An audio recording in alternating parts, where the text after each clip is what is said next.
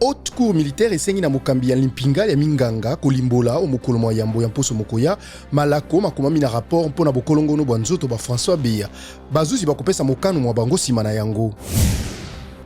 Mokonzi ya kala ya Burkina Faso Roch Marc Christian Kaboré oyo akwisa makana basoda akutanaki lobi na mokonzi ya Côte d'Ivoire Alassane Ouattara na Abidjan ezali bobimi bwa yambo ya mokonzi ya kala ya Burkina Faso wuto akwisama. Na ekolo Kenya, télévision ya l'État etiki kolakisa botangi bwa bilembo ba maponami ma masalemaki mokolo mwa mibale moleki bato bayike bazali komituna ntina ya bokati botangi boye. Awa na États-Unis, justice ya ekolo Amerika ebimisi lobi loleki sekele ya mikanda miye FBI ezwaki na ndako ya mokonzi ya kala Donald Trump. Na kati na yango mikanda mingi miye mitali bokingi bwa ekolo eye esengelaki te amema na ndako na ye.